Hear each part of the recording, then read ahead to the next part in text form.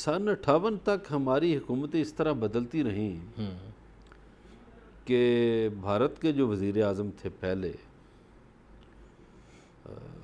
پنڈت جواہر لال نہرو، وہ ایک دن کہنے لگے کہ میں اتنی دھوتیاں نہیں تبدیل کرتا جتنے پاکستان کے حکمران بدل جاتے ہیں۔ صحیح پاکستان میں فوج حکمرانی میں آ جاتی ہے تو ایک طرح سے سیاستدانوں سے ہمارے معاملہ چل نہیں رہے تھے، تو ایوب خان کو 1958 میں آنا پڑا۔ ٹھیک۔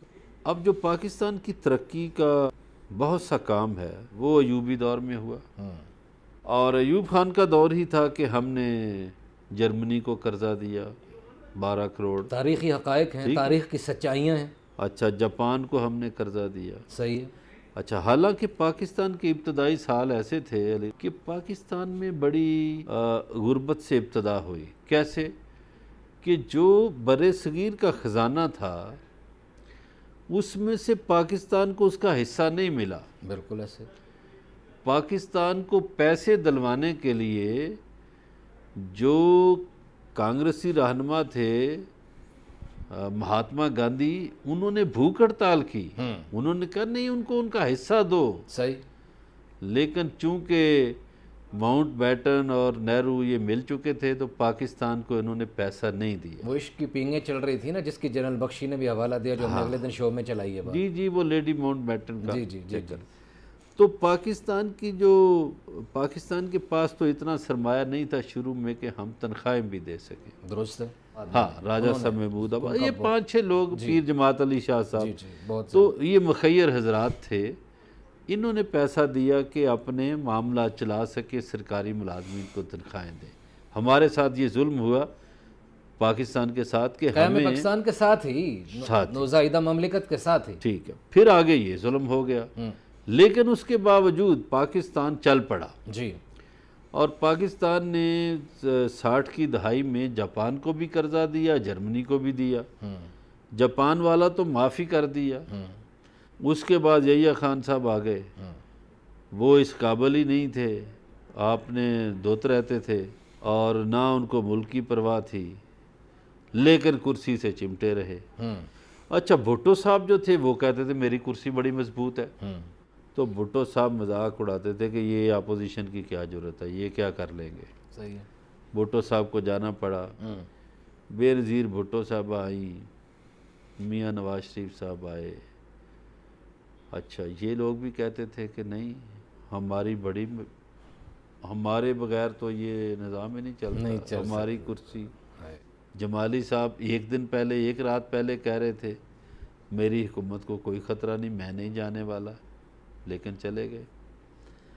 پرویز مشرف کہا کرتا تھا میں وردی نہیں اتارتا، اور آج کل جو یہ سپیکر ہے پنجاب اسمبلی کے پرویز لائی، یہ کہتے تھے 10 دفعہ بھی وردی میں صدر بنانا پڑے تو بنائیں گے، تو وہ وردی بھی اتارنا پڑی۔ وردی میری چمڑی ہے۔ ابھی جب یوسف رضا گیلانی تھے وہ بھی کہتے تھے میرے بغیر نہیں نظام چل سکتا، سوٹیبل آدمی نہیں ہے میرے بغیر۔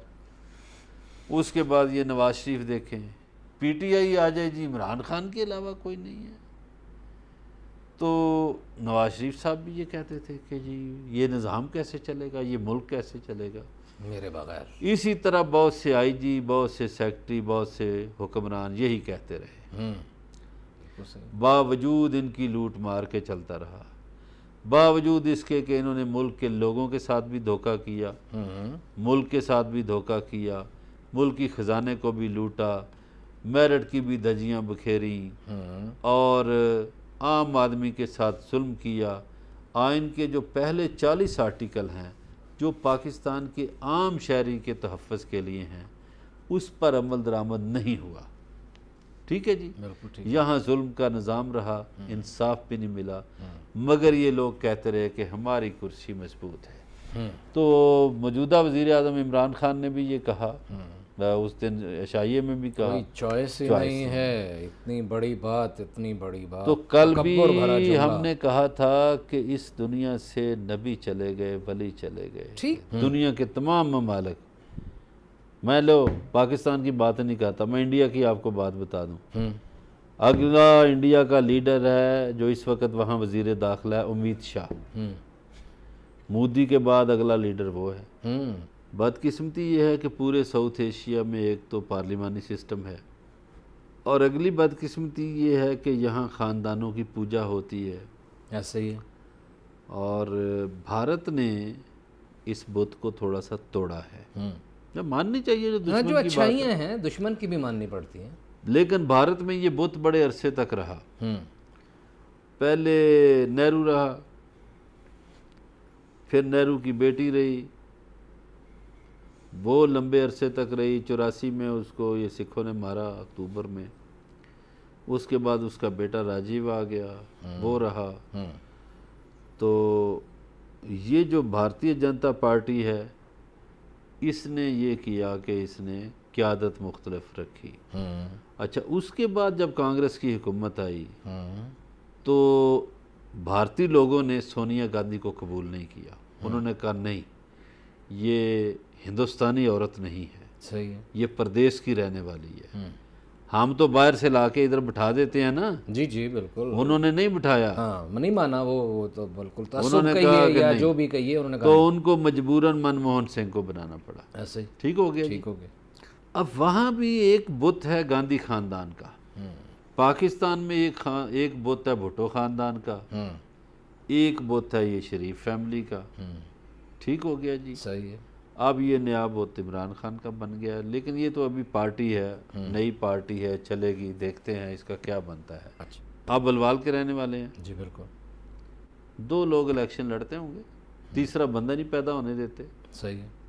یہ ہندوؤں کا علاقہ تھا نا، ابھی تک یہاں اس لیے ہمارے ہاں بت پرستی گئی نہیں ہے نا، نہیں کہیں نہ کہیں گئی، کسی نہ کسی صورت ہمارے میں ہاں تو موجود شادی ہے۔ کا کلچر نہیں، حضور بدلا۔ چلیں اس آپ موضوع پہ، دوسری شادی کا ہاں، نام لیں، تیسری کا نام لیں، تو یہاں تو مصیبت پڑ جاتی ہے، گھر والے بھی، آپ کے خاندان والے بھی دشمن بن جاتے ہیں۔ حالانکہ مذہب اسلام تو یہ کہتا ہے کہ آپ شادیاں زیادہ کریں، ہاں جی، لیکن یہاں کیوں ہے؟ اس لیے کہ یہ ہندوانہ خطہ رہا۔ نمبر 2، اس پہ آخری حکمران جو بیرونی تھے وہ انگریز رہے، تو کرسچینٹی میں بھی ایک شادی ہے، ہندوازم میں بھی ایک شادی ہے، ایسے ہی ہے، تو پاکستانی عورتوں نے بھی اس کو بھی رواج بنا لیا، فیشن بنا لیا۔ ایسے، یہ پی ٹی آئی جو ہے نا، یہ عمران خان تک کی ہے۔ صحیح، وہ جو باہر سے لوگ آئے ہیں نا بریف کیس لے کر، وہ آ کے بیٹھ گئے۔ کل میرا خیال کل یا پرسوں، آج تو آپ کے پاس ٹائم نہیں ہے، میں پیٹرولیم کا آپ کو کچا چھٹا کھول کے بتاؤں گا کہ کون سے 3 ایڈوائزر ہیں جنہوں نے پیسہ بنایا ہے، اور جب حکومت جائے گی وہ بریف کیس لے کے ملک سے باہر چلے جائیں گے۔ آپ کے 20 امبیسڈر ایسے ہیں جن کی بیویاں غیر ملکی ہیں۔ یہ سپریم کورٹ ویسے تو نوٹس لیتی رہتی ہے، تو نوٹس لے نا۔ جن ججوں کی بیویاں دوہری شریعت کی مالک ہیں، ہٹ جائیں عہدوں سے۔ جن سفیروں کی بیویاں، ان کو ہٹاؤ۔ جن جرنیلوں کی بیویاں ہیں دوہری شریعت کی مالک، ہٹاؤ۔ جن سیاستدانوں کی، وزیروں کی بیویاں دوہری شریعت کی مالک، ہٹاؤ نا۔ کیوں نہیں ہٹاتے؟ یہ عام آدمی پہ اپلائی کرتے ہیں۔